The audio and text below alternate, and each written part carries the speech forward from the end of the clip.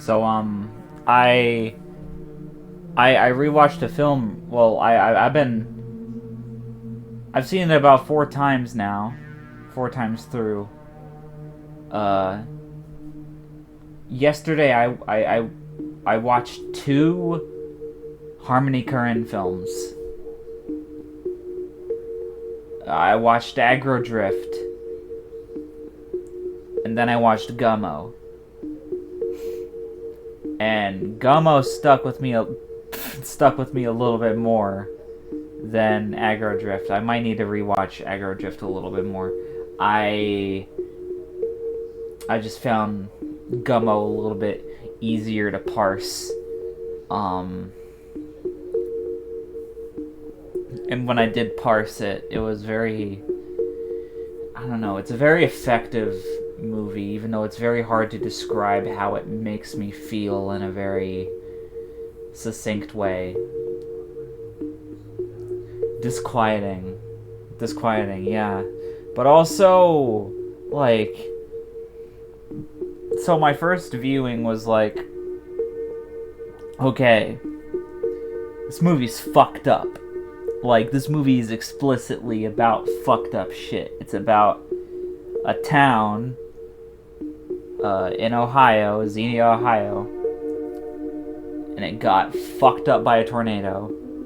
And you're kind of just seeing the town in the aftermath of what happened, and you see just various glimpses into what the townsfolk are doing, which is mostly various like crimes and just like the places had just like been falling into a very deep dark place because there hasn't been very much support for the town. And it's just been kind of left to rot after this tornado. So you just kind of get a bunch of like views into like these various hicks that live around the town, and they all have various different conditions of life, and it's quite often very difficult to watch, because it tackles a lot of hard topics to stomach. You know, there's the obvious shocking stuff that is, you know, all the cat abuse, just a whole lot of cats, a whole lot of dead cats, a lot of them.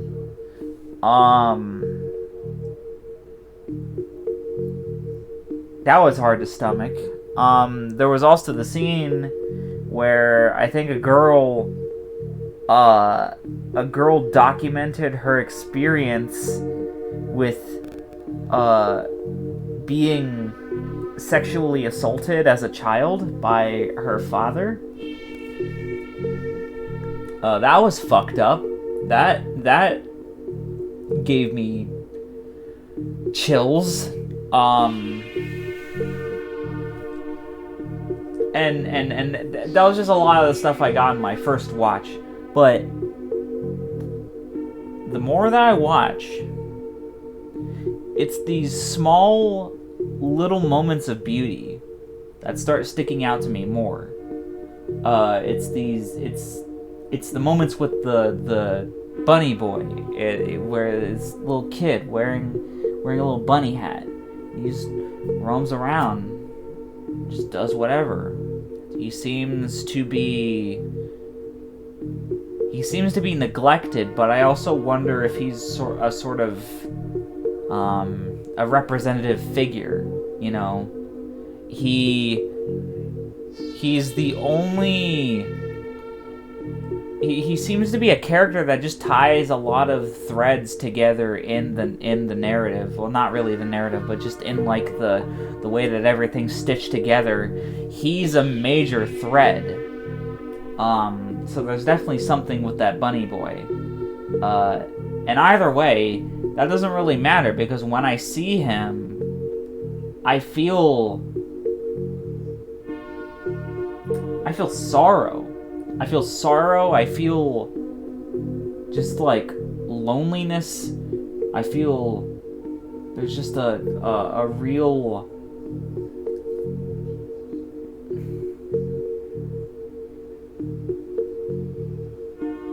I don't know.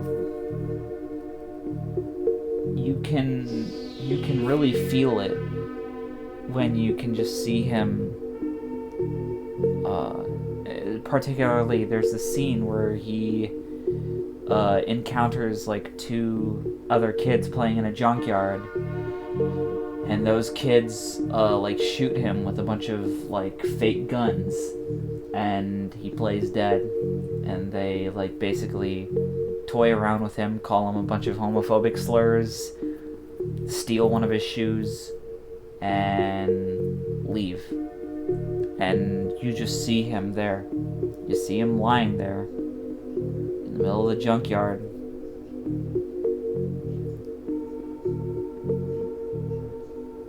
It's I think on my 3rd watch I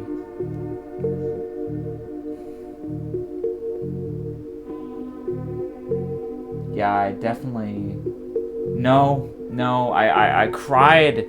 The Bunny Boy scene that I cried to was when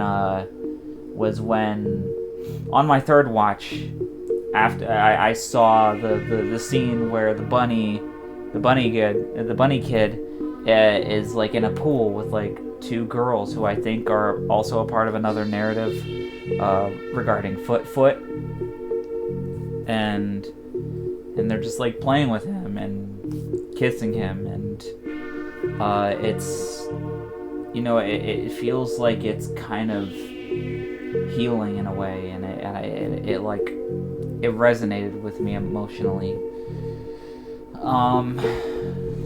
But yeah, there's just like moments of beauty that stick out. There's that. There's obviously the scene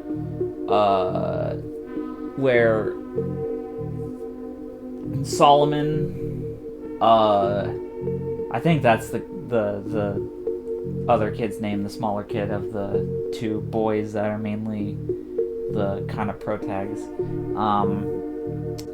where Solomon just like sits down with this girl who I believe she has like Down syndrome, I think.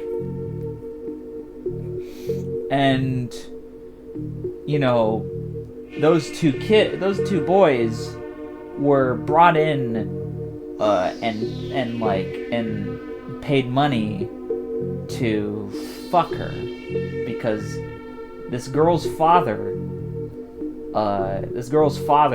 is basically selling his daughter to like be a prostitute.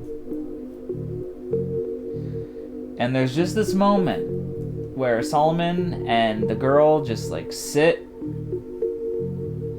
a little bit awkward at first, but like they just like have just a conversation, you know, just very, very calm, very serene, and you can kind of see Solomon recognize like some beauty in this girl who otherwise by most people would be considered weird and freakish, and there lies a lot of what I think a lot of the point of Gummo is that, you know, most people will look at a place like this and they'll be like, what a horrible place.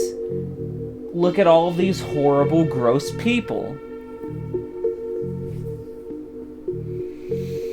But I don't think that's what Harmony sees. I mean, like, when he talks about Solomon's actor specifically, he talks about all these the characters in the film, and he talks about all the actors.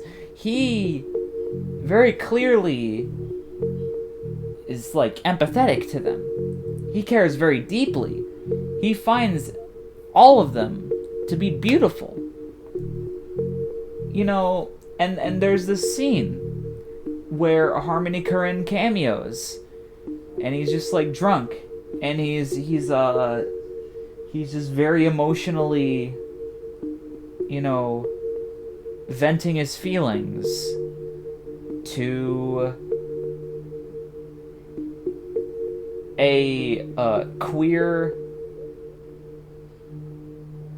black small man, and he tries to come on to him. He tries to come on to the small dude, and he's like, no, I'm not with you. I'm sorry. I get the impression he was like you're not in the state. You're not in your right headspace for that. And they just hug, and it's very raw. All of this film is just extremely raw and very emotionally uncompromising.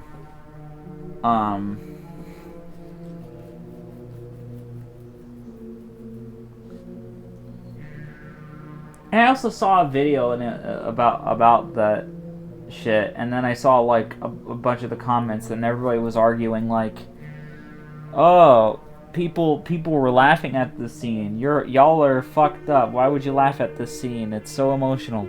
And then the other two are like, why wouldn't you laugh at it? It's whatever. And I think that this argument is very dumb, because like we all experience media differently. And I think I think if you laughed at that scene, that doesn't say anything about your character. Most likely you found the absurdity of that scene to be funny. When someone doesn't know what to do with something they've been presented, when your mind is so full of emotion, you let it out either two ways. You either start laughing or you start crying. That's how you vacate all of that emotional energy. So these two extreme reactions to the scene, they make sense.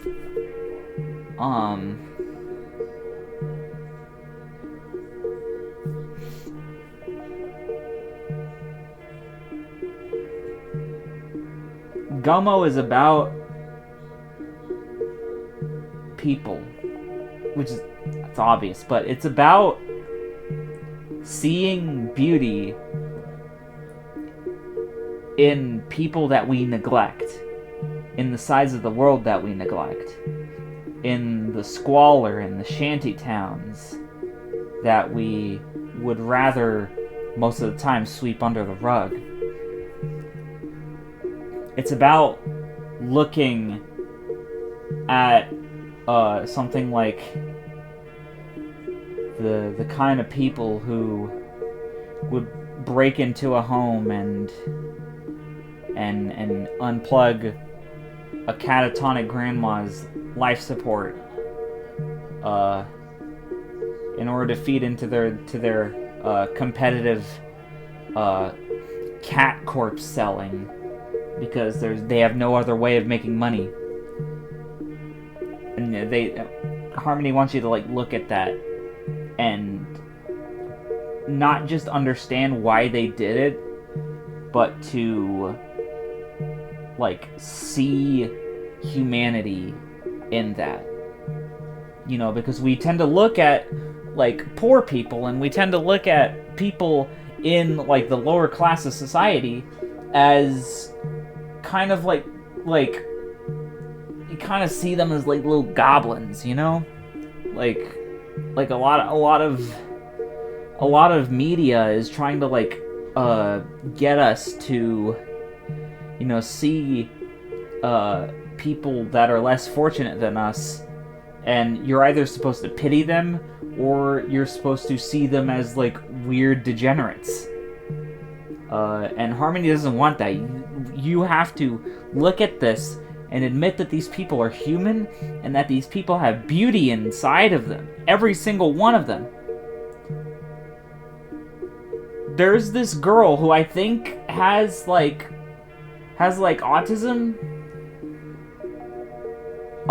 And she like carries around a baby doll. And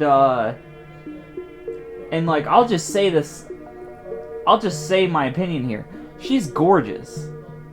Like, she's pretty as hell. And I only realized that after like a fourth watch. That, like, you know, even through a lot of this, finding beauty in these people is the point. Finding the little moments of humanity in these fucked up situations is the point. It's hard to hang on to that sometimes.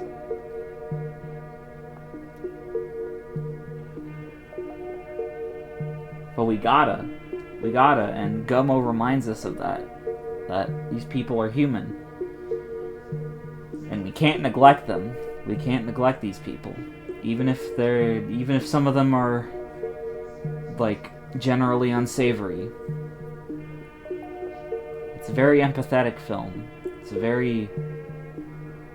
Harmony cares very deeply about this shit.